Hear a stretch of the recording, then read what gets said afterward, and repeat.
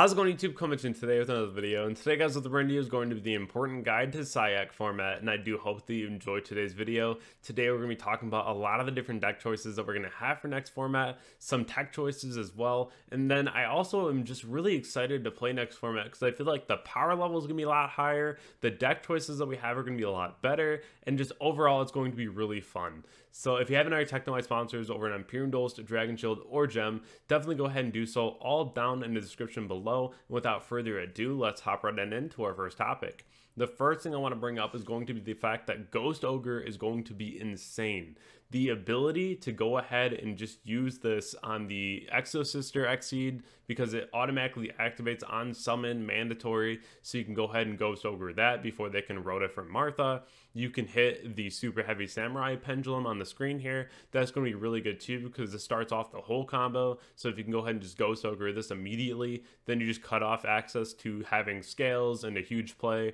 You can Ghost Ogre the Prisma when they reveal Vicious or Stroud. You can also Ghost Ogre the Purely monsters, and that's going to be really big too. And I think that's going to be one of the most important interactions that you have next format, because Purely is going to be a really crazy deck. So definitely keep this in mind. I definitely recommend main decking 2 Ghost Ogre and like siding 1, or at least siding them. This card is going to be really impactful next format.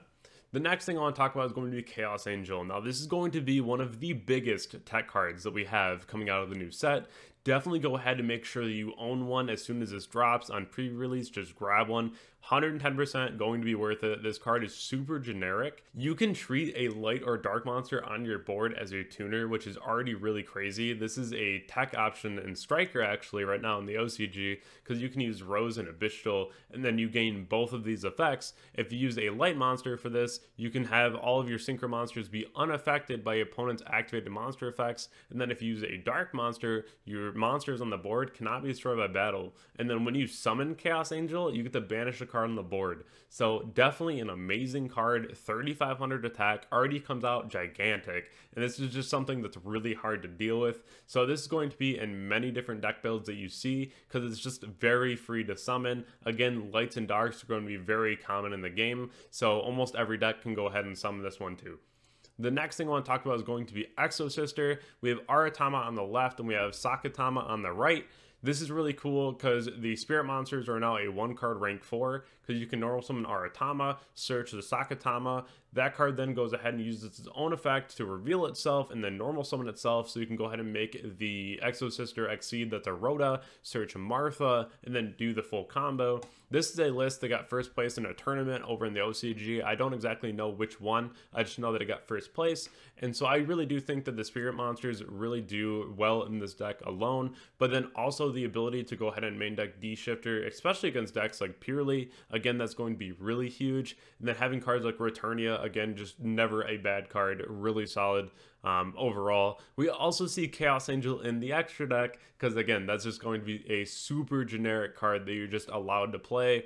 So definitely one that you want to be on. But I do think that this is going to be a really good option next format. It's also just not really going to be that expensive either. So if you're not really wanting to pick up anything new, just go ahead and pick up Exo Sister, especially now. It'd be way better to pick it up now in case it really does become really good again, right? So at least you get your cards for a little cheaper than if they were to spike again. But I do think this is going to be overall a very solid option for next format. Same with Droll in the main deck you see right there. I still recommend that for next format too. I think that's just overall a very solid card. But moving forward off of Exo Sister, we have Purely. Purely, again, is going to be overall probably the best deck of the format. Now, again, this could change. The ban list could change a lot, or this could just end up flopping, but I don't really think that it's going to be bad. This deck overall just has a lot of ways to draw a lot of cards and just recurring their own engine too, through the My Friend Purely. This card's really crazy. If your Purely Exceed monster leaves the board, you can add up to 3 Purely quick plays with different names from your grave to your hand. So you're just able to recur everything, and then you can also pay 500, reveal 3 Purely cards from your deck, and then your opponent randomly picks one out of your hand, and again, it's just never a different name, so you can just reveal 3 of the same card and then add it to your hand. So I really do think this deck's going to be really good. Again, rank 1s is going to be really cool in this deck too. You see the Lyrilusk, and then also just having the ability to essentially Zodiac summon and exceed over any of these is going to be really solid too. We're seeing a lot of different discard engines in this because there's going to be a lot of discards that you have to do.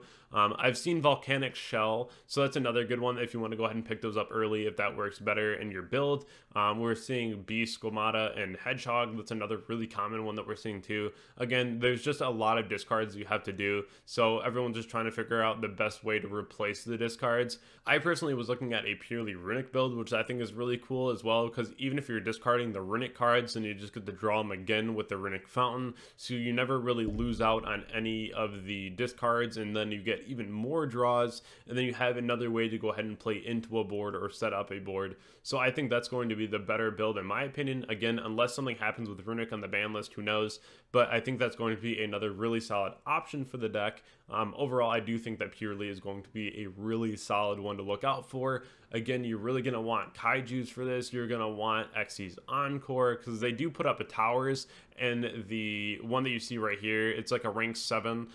That's one that is going to be unaffected, so you want to have some kind of answer for that.